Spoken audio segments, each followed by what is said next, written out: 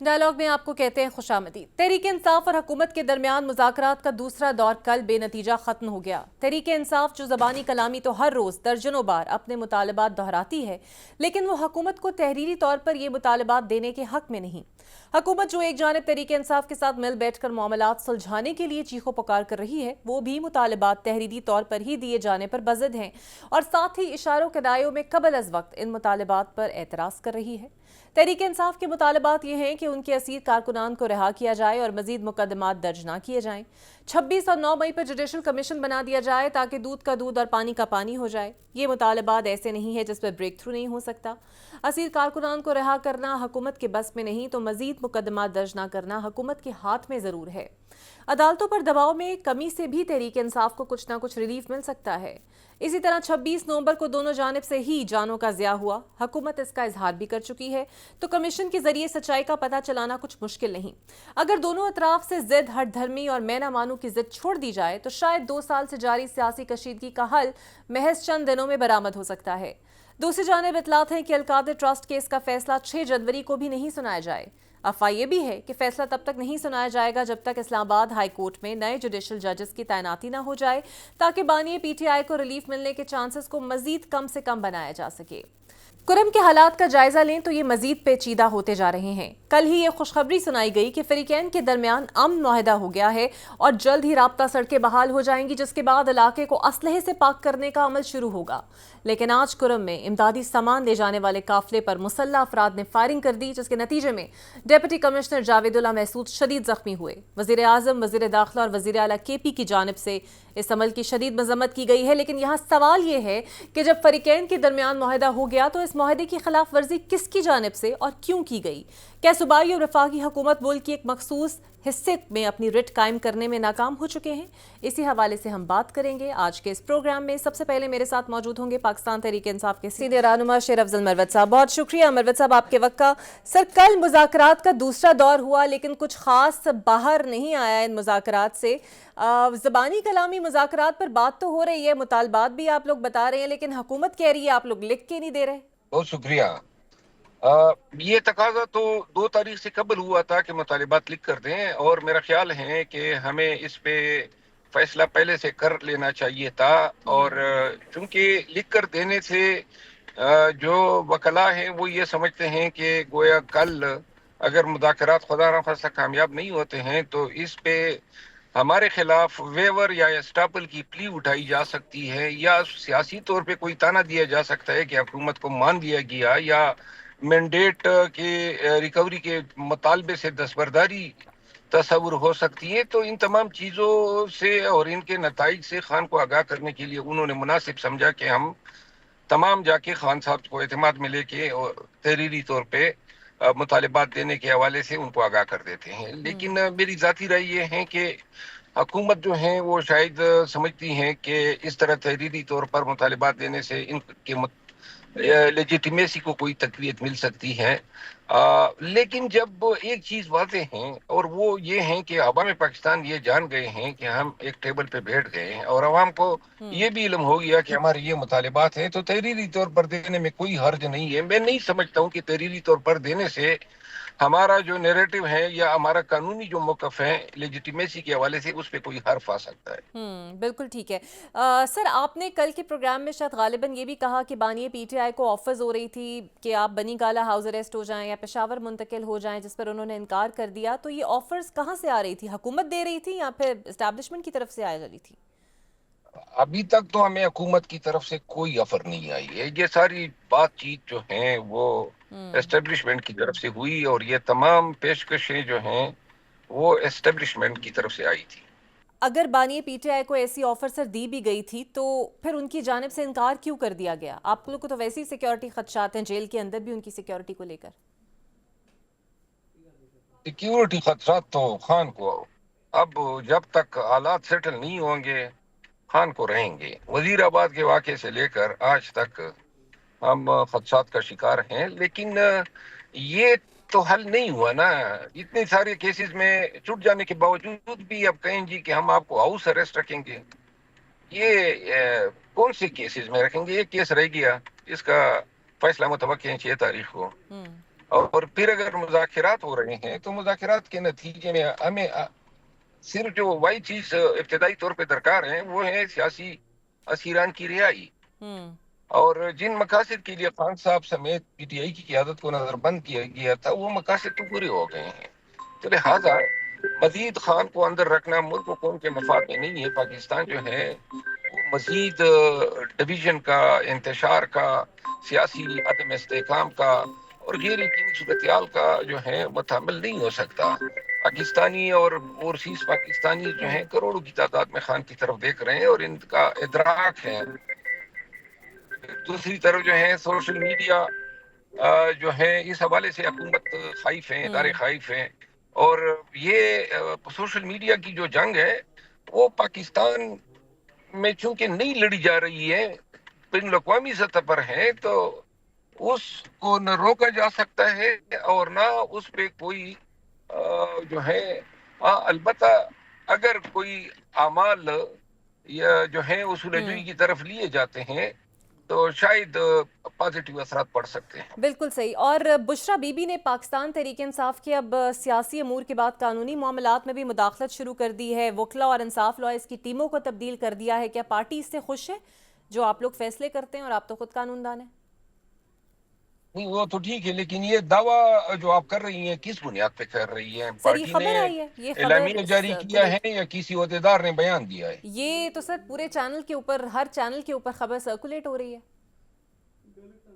2 سال سے بشرا be be کی کردار کشی ہو رہی ہے اور صرف خان کا پیغام دینے کے علاوہ گزشتہ 2 سال میں انہوں نے کوئی سیاسی کارروائی میں حصہ نہیں لیا ہے.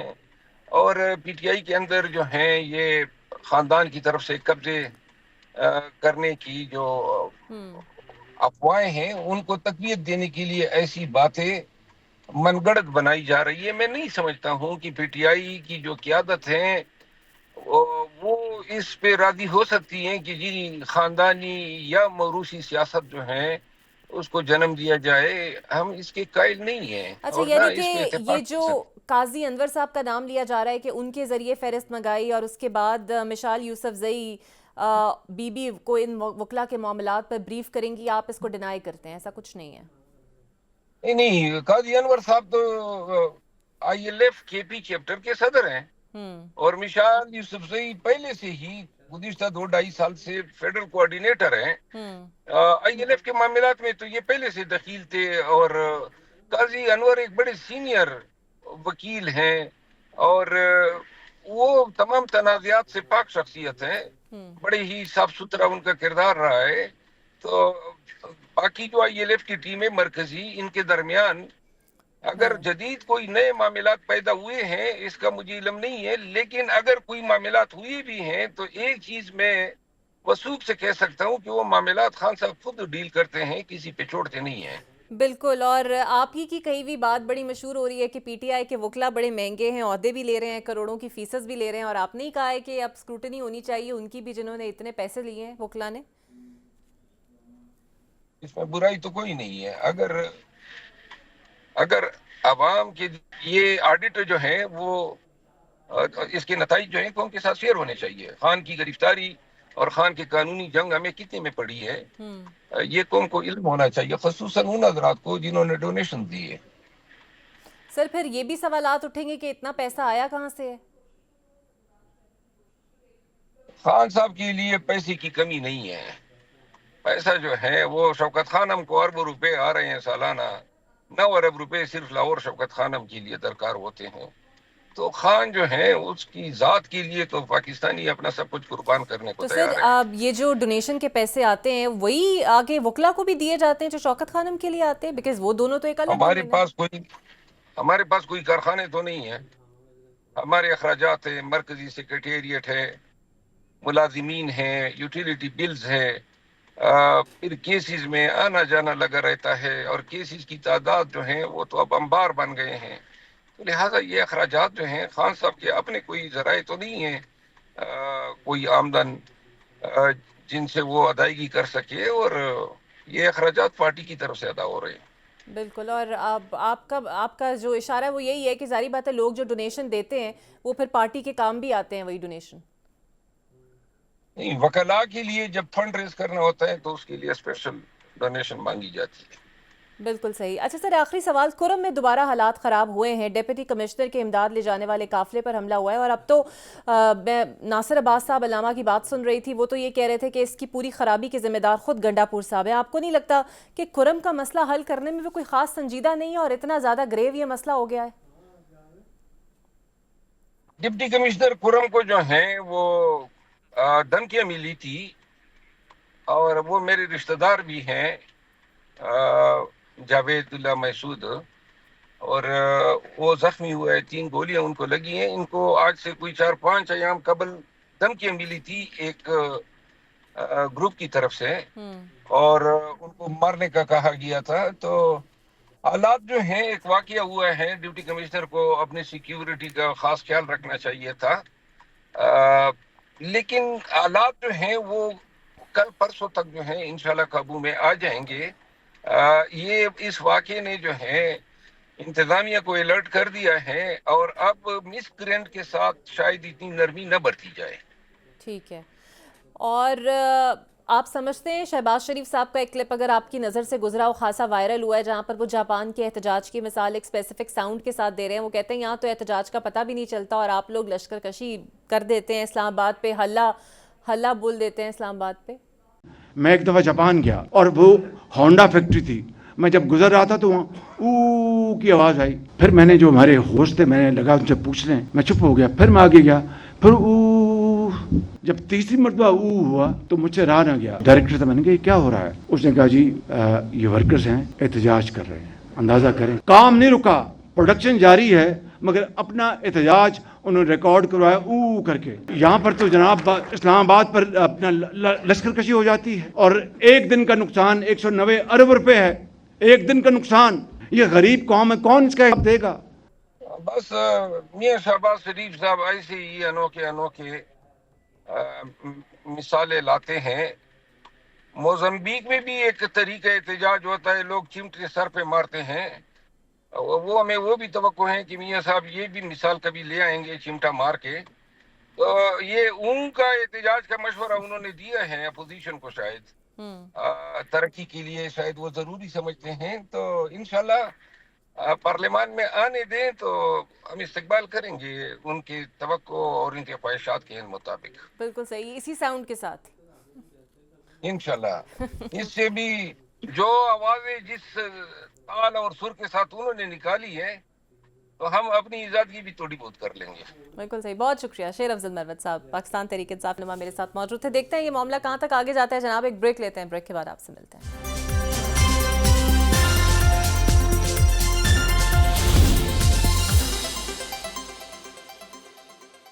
Welcome back. اور اب میرے ساتھ موجود ہوں گے پاکستان پیپلز پارٹی کے سینئر رہنما اور سینئر وزیر نثار کھوڑا صاحب. بہت شکریہ نثار صاحب آپ کے وقت کا. سر، آپ کی جماعت مذاکراتی ٹیم کا حصہ ہے، مذاکرات کے 2 دور ہو چکے ہیں، معاملہ بننے میں نہیں آ رہا. آپ ایکسپیکٹ کیا کر رہے ہیں کہ واقعی 31 جنوری تک کچھ ہو پائے گا یا پھر یہ مسئلہ جو کا تو ہی رہے گا؟ دیکھیں، مجھے ایک تو مذاکرات ٹیم کی ابھی تک ان کیمرہ اجلاس چل رہے ہیں، مطلب کہ جو پریس ریلیز نکلتی ہے سو نکلتی ہے، ہمیں پتہ نہیں چلتا کہ وہ باتیں کس بات پہ ہو رہی ہیں. اگر انہوں نے کوئی چارٹر ڈیمانڈ دی ہے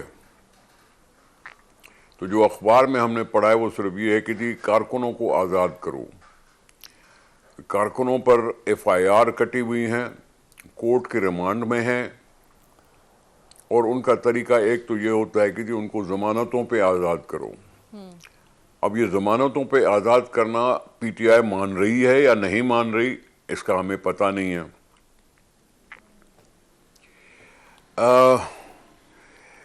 جوڈیشل کمیشن بٹھائیں.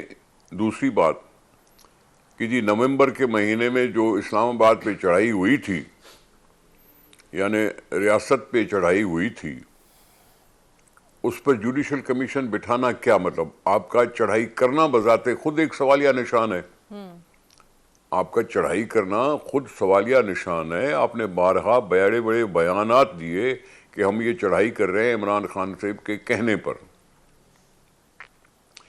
پھر گولیوں کی چلی باتیں. حکومت کا ہم نے کوئی گولی نہیں چلائی, لیکن حکومت کی 3-4 رینجرز ضرور انتقال کر گئے. تو یہ کس چیز کی جوڈیشل کمیشن ہوگی؟ یہ ساری چیزیں جو ہیں وہ یقیناً مذاکرات میں کچھ نہ کچھ راستہ نکالنے کی کوشش کی جائے گی. حکومت نے بھی کہا ہے کہ باتیں کرو بہتر ہے.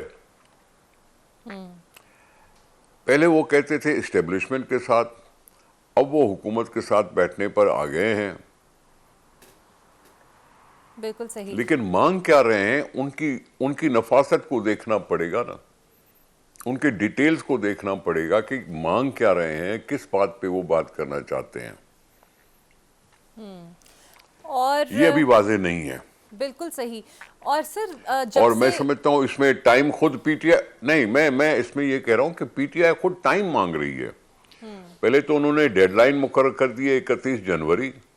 دوسری طرف سے وہ ٹائم خود مانگ رہے ہیں کہ جی ہمیں عمران خان سے ملاقات کرنے دی جائے, پھر ہم آپ کے پاس چارٹر ڈیمانڈ فارملی پیش کریں گے, جو ابھی تک نہیں ہوئی. بالکل ٹھیک ہے. تو اور سلسلہ اپنی جگہ پہ ہے. بالکل صحیح. اور سر آپ کو یہ محسوس ہوتا ہے کہ کچھ ایسی ریزرویشنز جس طرح سیاسی قیدیوں کی رہائی ہے, جوڈیشل کمیشن ہے, یہ وہ بندشیں ہیں جس پر حکومت ریئیکٹ کر نہیں سکتی اور انہیں اپروول کی ضرورت پڑ سکتی ہے ماننے کے لیے؟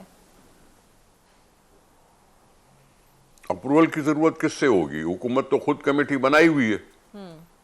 حکومت نے خود کمیٹی بنائی ہوئی ہے, تو اپروول کس چیز کی؟ سر ان سے جن کے بارے میں خبریں آ رہی ہیں کہ پس پردہ مذاکرات ان سے ہو رہے ہیں. میں کسی پس پردہ مذاکرات کا حصہ نہ ہوں نہ بننا چاہتا ہوں. پارلیمنٹ ہے, کمیٹی ہے, سامنے باتیں ہوں گی. پس پردہ تو سازش کو کہتے ہیں. پس پردہ باتیں سازشوں کا دوسرا نام ہوتا ہے. میں اس میں کیوں جاؤں کہ جی پس پردہ؟ میں اپنی اوپن سیاست میں بلیو کرتا ہوں. مذاکرتی ٹیم بیٹھی ہے, وہ ایک دوسرے کی باتیں سنیں گے, عوام کو کچھ بتائیں گے. بالکل صحیح. اور آپ کا نظریہ سر مثبت سوچ سے بالکل درست ہے. لیکن جب پی ٹی آئی کی طرف سے شیر افضل مروت صاحب یا کوئی اور یہ کہتا ہے کہ بانی پی ٹی آئی کو ہاؤس اریسٹ کی یا بنی گالہ منتقل کرنے کی آپشنز دی گئی ہیں, اور یہ آپشنز ڈائریکٹلی اسٹیبلشمنٹ کی طرف سے آئی ہیں, تو اس کا مطلب یہ ہے کہ وہ خود ایک اور راستہ ایکٹیو ہے ان کے ساتھ بات چیت کا. بھائی مجھے کیا معلوم کہ شیر افضل صاحب جو کہہ رہے ہیں وہ صحیح کہہ رہے ہیں. کیا حکومت نے ایسی چیز مانی ہے کہ ہم نے اس کو بنی گالہ شفٹ کرنے کی آفر کی تھی؟ یہ کہہ رہے ہیں کہ ہمیں بنی گالہ بھیجنے کے لیے تیار تھے, ہم نہیں گئے. میں کیوں عمران خان کی بات کو مانوں؟ اس نے کہہ دیا تو بس پتھر پہ لکیر تو نہیں ہوئی نا. بنی گالہ جانا بھی نظر بندی ہے. ایک کو سزا ہوئی ہے اور سزا کو اٹھا کے گھر میں بٹھائیں گے تو اس کو سب جیل قرار دیا جائے گا. سہولتیں کچھ گھر میں زیادہ ہوں گی ظاہر ہے. لیکن میں ابھی کیسز پینڈنگ ہیں ان کے اوپر.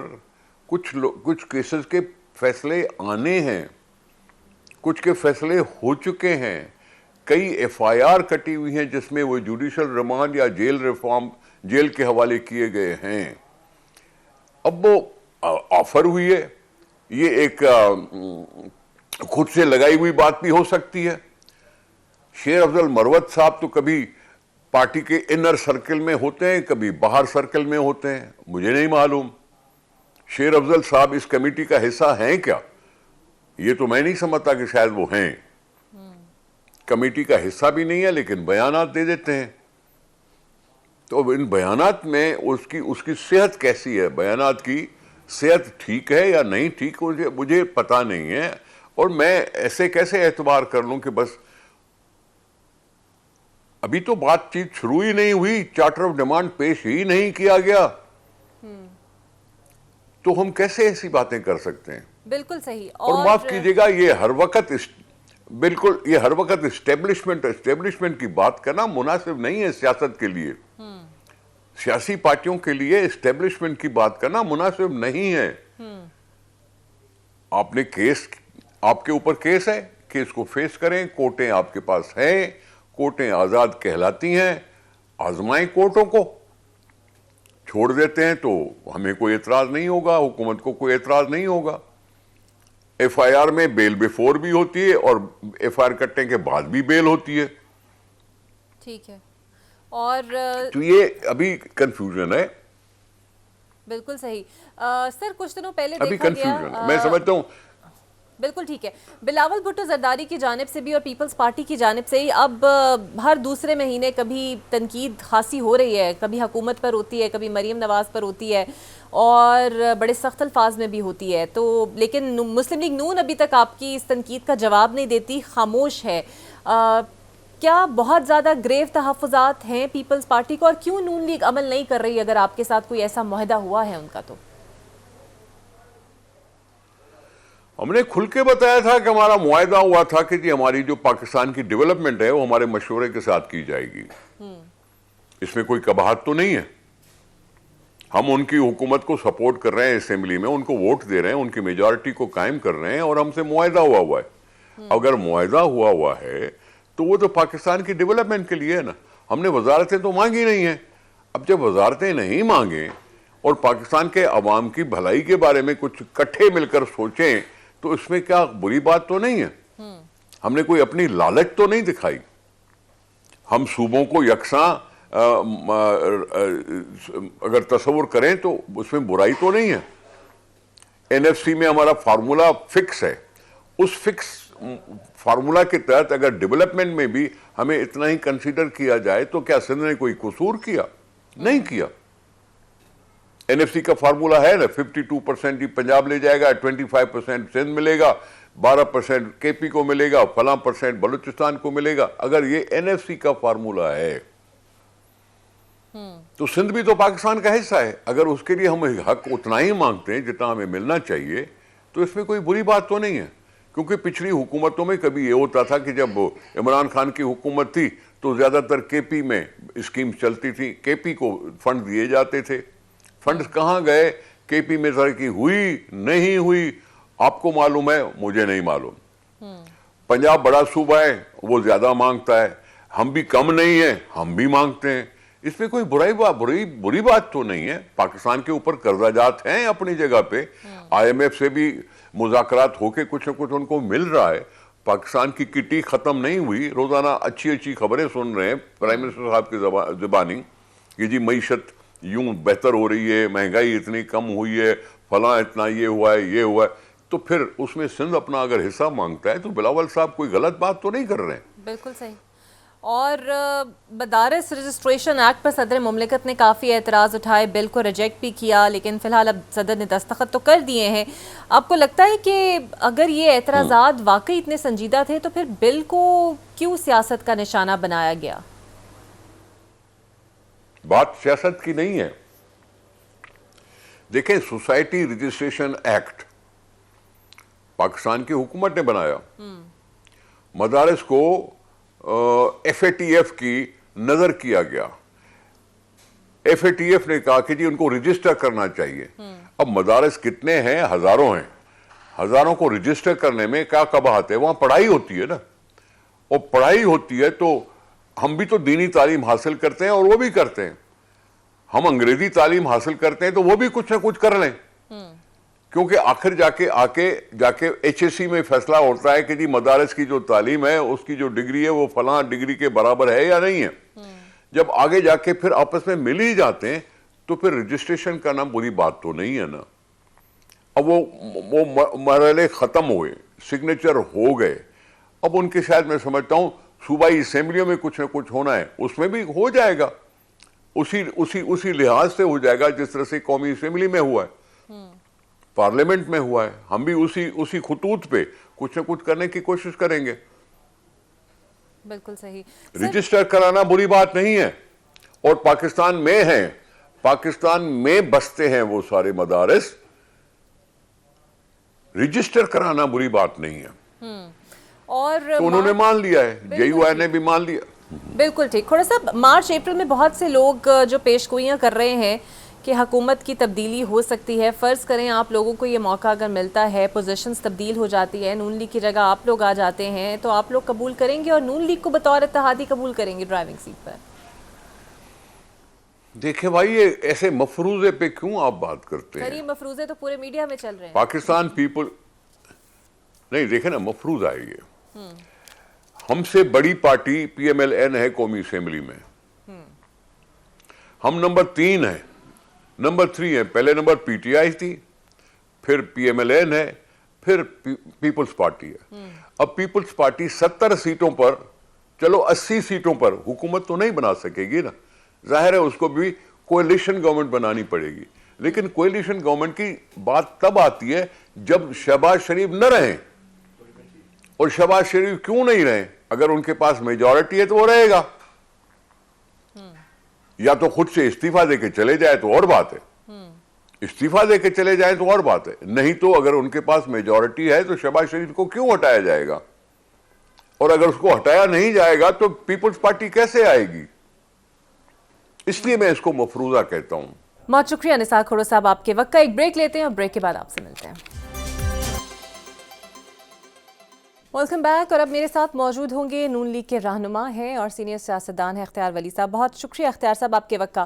کل مذاکرات کا دوسرا دور ایسے ہی سمجھا جا رہا ہے کہ بے نتیجہ ختم ہو گیا ہے. ایک جانب آپ لوگ مذاکرات بھی کر رہے ہیں لیکن دوسری جانب جو ان کی ڈیمانڈ ہے جوڈیشل کمیشن کی، اس پر کوئی خاص خامی بھرتے نظر نہیں آ رہے.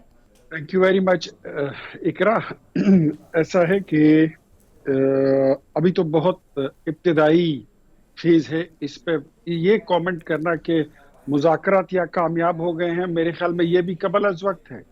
اور اگر ہم یہ کہیں کہ مذاکرات ناکام ہو گئے تو یہ بھی قبل از وقت ہے. اگر ہم یہ کہیں کہ مذاکرات کا کوئی نتیجہ نہیں نکلے گا، یہ بھی قبل از وقت ہے.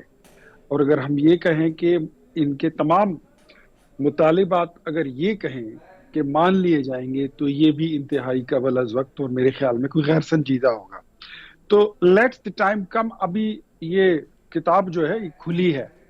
10-12 سال تو ہو گئے، بلکہ اس سے کچھ زیادہ ہو گئے ہیں کہ پی ٹی آئی ایک ڈسٹنس پر، ایک فاصلے پر تمام پولیٹیکل جماعتوں سے رہی ہے، ملک کے دیگر جتنی جمہوری قوتیں ہیں ان سے رہی ہے.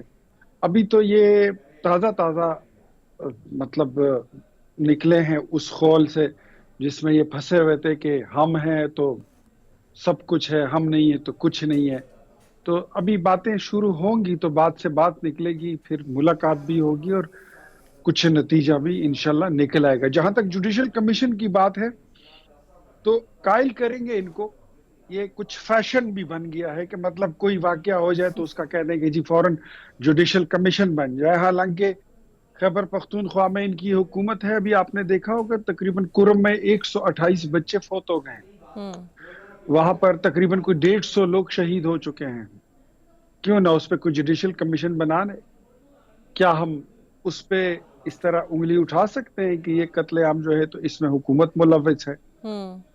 تو مطلب اپنے رویوں میں نرمی پیدا کرنا اور ریئلسٹک اپروچ کو اڈاپٹ کرنا، میرے خیال میں اس سے ماحول اچھا بنے گا اور باتیں آگے بڑھتی رہیں گی. لیکن اگر آپ نے کوئی خامخواہ کی رٹ پکڑی ہوئی ہے تو پھر بات نہیں بنے گی. کچھ چیزیں جو ہیں وہ طے ہیں، کچھ معاملات جو ہیں وہ جس کو کہتے ہیں ازر من الشمس ہیں، وہ روز روشن کی طرح عیاں ہیں. تو ایسی چیزوں پر جوڈیشل کمیشن کی بنانے کی ضرورت بھی نہیں ہے. اختیار صاحب یہ بتائیے گا سر، اختیار ولی صاحب ابھی آپ نے ذکر کیا کرم کا، تو میں اسی سے جڑا ایک سوال بھی آپ کے سامنے رکھنا چاہوں گی. 3 ماہ بعد پہلا قافلہ کرم روانہ ہو رہا تھا اور سرکاری قافلے پر ہی فائرنگ ہو جاتی ہے، اور بہت سارے قائدین کو میں نے یہ کہتے ہوئے سنا ہے، جس طرح ناصر عباس صاحب ہے، وہ بھی پھٹ پڑے کہ اس تمام تر صورتحال اور تباہی کی ذمہ داری وزیر اعلیٰ پر عائد ہوتی ہے، انہوں نے مشکل میں ہمیں لا کھڑا کیا ہے. آپ بھی یہی سمجھتے ہیں کہ صوبے کی ذمہ داری ہے تو اتنا سنگین یہ مسئلہ ہوتا جا رہا ہے اور حل نہیں ہو پا رہا؟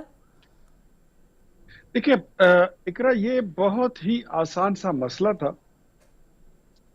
تقریباً کوئی 16 نومبر کو ڈسٹرکٹ ایڈمنسٹریشن نے پروونشل گورنمنٹ کو لیٹر لکھا کہ ہمیں آپ کی مدد کی ضرورت ہے، ہمیں پولیس فورس کی ضرورت ہے. جو پولیس یہاں پر موجود ہے ان کے پاس اکوپمنٹ بھی نہیں ہے کہ وہ ان لوگوں کو کاؤنٹر کر سکیں اور ان کو کنفرنٹ کر سکیں. تو آپ ہمیں سپورٹ دیجئے. خیبر پختونخوا حکومت نے انتہائی غیر سنجیدگی کا مظاہرہ کیا انہوں نے ڈسٹرکٹ ایڈمنسٹریشن کے لیٹر کو بہت لائٹ لیا اور اس پہ کوئی ایکشن نہیں لیا.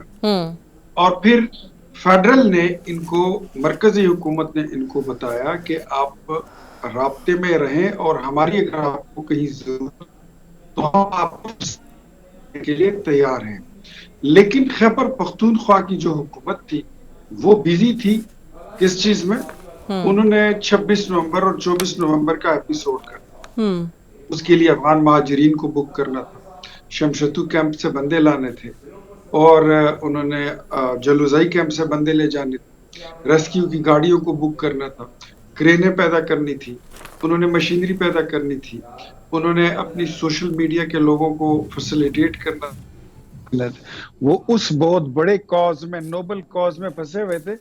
تو جو فورم والا مسئلہ تھا یہ بیک گراؤنڈ میں چلا گیا تھا اور یہ ان کی پرائیورٹی میں شامل نہیں تھا، جس کے نتیجے میں تقریباً جب یہ 26 نومبر کو چل رہے تھے پشاور سے اسلام آباد کی طرف، یہ آپ سمجھ لیں کہ یہ تقریباً کوئی 150 لوگوں کی لاشوں پر پیر رکھتے ہوئے اسلام آباد کی طرف بڑھ رہے تھے، لیکن nobody was bothered کہ ان کو یہ مسئلہ لگے کہ اس طرح ہو.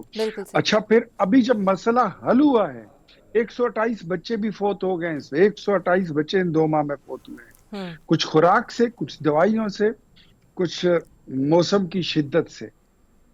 کون ذمہ دار ہے؟ کیا اس پہ جوڈیشل کمیشن نہیں بنانا چاہیے؟ اور جو ذمہ دار ہے وزیر اعلیٰ سمیت، تو اس کو اس میں رگڑنا نہیں چاہیے؟ پھر تو اس پہ بھی ایک جوڈیشل کمیشن ہونا چاہیے. جہاں تک بات ہے خیبر پختونخوا کی حکومت کی آج کے معاملہ، تو آپ خود اندازہ کیجئے کہ آج جب وہاں پہ قافلہ چل پڑا تو اس پہ دوبارہ حملہ ہوا، جس میں ڈپٹی کمشنر جو ہیں تو وہ زخمی ہو گئے، ان کے ساتھ ایف سی کے جوان زخمی ہوئے ہیں. یہ حالات ہیں. تو جس حکومت کو یہ نہیں پتا کہ انہوں نے کرنا کیا ہے، ان کا ویژن کیا ہے، ان کی منزل کیا ہے، تو اس صوبے کی کیا حالت ہوگی. میں تو اکثر کہتا ہوتا ہوں کہ خیبر پختونخوا جو ہے یہ اللہ کی قدرت اور اللہ کے رحم و کرم پر ہے. بالکل صحیح. اچھا سر، یہ بالکل ٹھیک ہے. یہ بتائیے گا کہ 31 جنوری تک کی ریڈ لائن قرار دے رہی ہے پی ٹی آئی مذاکرات کے لیے. آر یو ہوپ فل کہ 31 جنوری تک یہ اتنا سنگین مسئلہ جو ہے دونوں حکومت کا اور اپوزیشن کا یہ حل ہو جائے گا، کچھ بات کسی سرے پہ لگ جائے گی؟ دیکھیں، مجھے نہیں پتا کہ یہ 31 جنوری تک کی ان کی منطق کیا ہے. کیا ادھر کوئی ان کے نوکر بیٹھے ہوئے ہیں، ادھر کوئی ان کے منشی بیٹھے ہوئے ہیں، ہم کو فارغ لوگ ہیں. ہمارے پر احسان کرنے کی کیا ضرورت ہے؟ مذاکرات کرنے ہیں تو کرو. کوئی ایسی بات لے آؤ جس پہ ہم آپ کو 1 گھنٹے میں کہہ دیں کہ آپ کے سارے مطالبات منظور ہیں. لیکن اگر آپ ہر میٹنگ میں مسئلہ فیسا غورس لے کر آئیں گے، آپ الجبرا کے مشکل سوال لے کر آئیں گے، اور آپ بولیں گے کہ ہمیں تو سانپ کا پیر چاہیے اور چڑیا کا دودھ چاہیے، تو جو چیزیں نہیں ہو سکتی ہے وہ نہیں ہو سکتی، جو ہو سکتی ہے وہ لے آئیں، وہ ہم آپ کے ساتھ کر لیں. اور اس کے لیے پھر 1 گھنٹے اور 2 گھنٹے کی میٹنگ بھی کافی ہے. لیکن اگر آپ لمبے میٹنگوں کی چکر میں رہیں گے، پھر یہاں سے بات کریں گے، پھر اپنے لیڈر کے پاس جائیں گے، پھر آپ کی جہاں سے باغ ڈور ہلتی جلتی ہے، پھر آپ وہاں سے این او سی لیں گے، پھر آئیں گے، پھر بیٹھیں گے. تو اس میں آئی ڈونٹ تھنک سو کہ یہ 31 جنوری تک معاملات پھر اس طرح ہوں گمبھیر، تو یہ پھر حل نہیں ہو سکتے. اور مذاکرات پہ ہم پر احسان کس بات کی ہے؟ حکومت پر کون سا احسان ہے؟ ان کو تو مطلب یہ تو ہمارے پاس مذاکرات کرنے تب آئے ہیں جب کوئی ان کے ساتھ مذاکرات نہیں کر رہا تھا. اچھا، اور انہوں نے تو آرمی چیف کی بھی مدد کی، بالکل صحیح. اور اختیار ولی صاحب یہ بتائیے گا کہ بالکل صحیح، مسلم لیگ نون 9 مئی کے مجرمان کو جو معافی ملی ہے اس سے خاصی خائف نظر آتی ہے، پسند نہیں آیا لگتا ان کی معافی ملنا. حالانکہ آپ لوگ تو بڑی دفعہ کہہ چکے ہیں کہ یہ صریحاً فوج اور تحریک انصاف کا معاملہ ہے، ادارے اور تحریک انصاف کا معاملہ ہے، پھر اتنی ناراضگی کس بات کی؟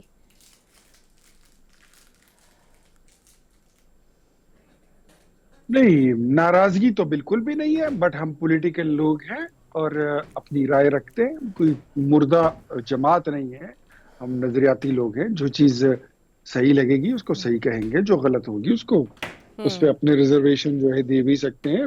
اس میں بھی کوئی شک نہیں ہے کہ जो मिलिट्री कोर्ट्स के ट्रायल हैं वो बिल्कुल आर्मी के अंदर के मामलात हैं, वो जाने, उनका फैसला जाने, उनके इख्तियार हैं कि वो अगर वो किसी को बरी करते हैं तो भी उनकी डोमेन है, और अगर वो किसी को सजा देते हैं तो भी उनकी डोमेन है। और आर्मी मिलिट्री कोर्ट्स जो हैं उसका बनाना, उसका फंक्शन, किस तरह फंक्शन उसने करनी है, ये तो पीटीआई दौर में इमरान खान ने खुद ही तय किया था, तो हमें उस पर कोई प्रॉब्लम नहीं है। हाँ, हम पॉलिटिकल जमात भी हैं, हम सिर्फ हुकूमत नहीं है, तो हमारी अगर कहीं रिजर्वेशन होगी तो हम बरमला उसका इजहार भी करेंगे। बिल्कुल सही। और बड़ी बातें हो रही हैं कि मुज़ाकरात एक तरफ आप लोगों के साथ तो हो रहे हैं लेकिन पसे पर्दा भी हो रहे हैं, और फिर बानी पीटीआई कहते हैं कि उन्हें बनी गाला हाउस अरेस्ट या पेशावर भेजने की भी ऑफर हुई हैं। तो सर अगर की गई हैं तो किसने किए हैं ऑफर्स, आप लोगों ने किए? देखिए, मैं इस बात की तरदीद कर भी चुका हूँ, और एंड आफ्टर ऑथेंटिक वेरिफिकेशन मैंने इसकी तरदीद की थी कि इमरान खान साहब कहते हैं कि मुझे हाउस अरेस्ट और बनी गाला की ऑफर हुई है कि आप पेशावर मुंतकिल हो जाए। हमने नहीं किए, हमारी कोई ऑफर इस तरह नहीं है, बिल्कुल भी नहीं। गवर्नमेंट की तरफ से किसी ने ऑफर नहीं की है। शेर अफजल मरवत साहब की ये बात मैंने कल सुनी थी, लेकिन मेरे ख्याल में पीटीआई का कोई दूसरा बंदा इसको इंडोर्स कर सकता है, और ना ही कोई इसको, मेरे ख्याल में अपोज बहुत सारे लोगों ने किया है कि इस तरह की कोई बात हमारे नॉलेज में नहीं है। तो मेरे ख्याल में ये सिर्फ हमारे कानों में और हमारी सोच में ये बात डालना चाहते हैं कि ये भी एक ऑप्शन है कि अगर आप हमें हाउस अरेस्ट कर लें तो हमें थोड़ी फैसिलिटेशन मिल जाए। जिस तरह ये बताते नहीं होते हैं, हमने इनको देसी मुर्गों की सप्लाई भी दी है, देसी घी भी दिया है, वर्जिश की मशीनें भी दी हैं, हीटर भी दिया, कंबल भी दिया, बिस्तरा भी दिया, बड़ी फैसिलिटेशन इनको दी है। सो कोई बैक चैनल राब्ते नहीं चल रहे पीटीआई के साथ आप लोगों के अलावा? कमरे में हाँ, कि अगर इकरा कोई बैकडोर चैनल इनके राब्ते हैं और वो चल रहे हैं तो फिर इनको फ्रंट के राब्ते करने की जरूरत क्या है? फिर वही राब्ते चलाएं, फिर हमारे साथ क्यों बैठते हैं? लेकिन ये वैसे ही खामखा अपना रेट जो है मार्केट में बढ़ाने के चक्कर में रहते हैं। ये वैसे ही कंपनी की मशहूरी के लिए और ज़ेब दास्तां के लिए जो है ये जुमले बनाते रहते हैं और नई कहानियां ये गढ़ते रहते हैं, इससे ज्यादा कुछ भी नहीं है। बिल्कुल ठीक। अली अमीन गड्ढापुर साहब दो तरह के इल्जामात आयद करते हैं कि पहले तो ये कि उन्होंने बुरा भी मनाया कि एपेक्स कमेटी में उस एहतजाज का जिक्र किया गया, वो कहते हैं नहीं होना चाहिए था। फिर वो ये कहते हैं कि उनकी जमात के 47 कारकुनान लापता हैं और सीधा वो हुकूमत पर इल्ज़ाम भी लगा रहे हैं, और वो कहते हैं कि सब कुछ ऑन रिकॉर्ड है। अली अमीन गंडापुर साहब के जितने लोग लापता हैं, अगर मेरे ख्याल में वो सीएम हाउस की तलाशी ले लें या खैबर पख्तूनख्वा हाउस की तलाशी ले लें तो वो सारे बंदे निकल आएंगे। उनका कोई बंदा लापता नहीं है। बल्कि मैं इतना ही कहूंगा कि अगर उनको मुराद सईद भी चाहिए तो वो भी उनको सीएम हाउस से मिल जाएगा। उनको अगर पंजाब के मफरूर चाहिए जो छुपे हुए हैं और हुकूमत को और सरकार को और अदालत को मतलूब हैं, वो भी उनको सीएम हाउस और खैबर पख्तूनख्वा हाउस से मिल जाएंगे। लेकिन अगर वो तो उनको निकल आएंगे, वो सारे चोर और मफरूर उनको मिल जाएंगे। तो हमारे पास तो कोई नहीं है, हमने किसी को इस तरह नहीं रखा। जो बंदा जेल में है वो जेल में है, जो जेल में नहीं है वो फिर इन्हीं के पास है। बिल्कुल सही। बहुत शुक्रिया वली साहब, नून लीग के रहनुमा मेरे साथ मौजूद थे। देखते हैं ये मामला कहां तक आगे जाता है। 31 जनवरी से पहले कुछ हो जाता है या डेडलॉक बरकरार, हम बाद में भी देखेंगे। मुझे दीजिए इजाजत, अल्लाह हाफिज।